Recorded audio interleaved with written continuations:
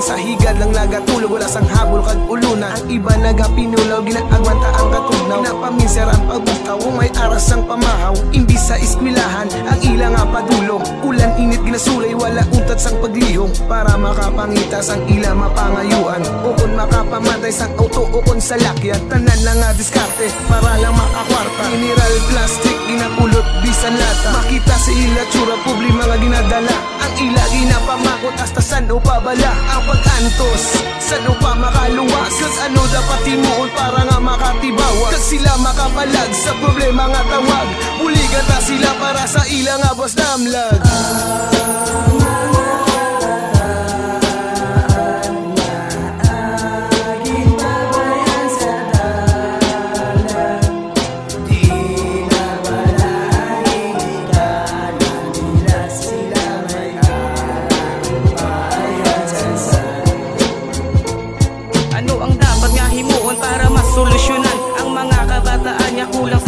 Tipas ang ginikanan nga nabatas nila pabayad. Makita mo sa dalan, isa sa higad simbahan. Sila nagapangayo, wala si magol o konbayo. Ang kuya puno patapik, kagang lawas puro higo. Wala sila mahimo, ay shadow pa sila kabata. Ila lang ginapamisar kung paano makanata. Sa ila nga kagutong pagdalayon ginaantos. Ginapulot sa dalan ng pagkaon miski panos. Ila lang ginagwanta basta may unod. Andyan wala sila sa labotong halin man sa basurahan.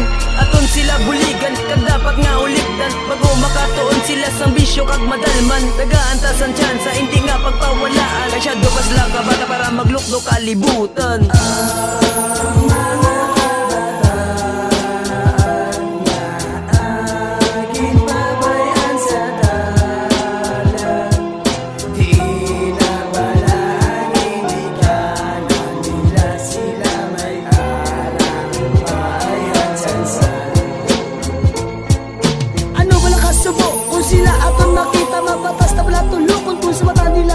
Sino ang dapat basulod? Sino ang may sala? Sa ina nga sitwasyon nga ginpabayaan maglala.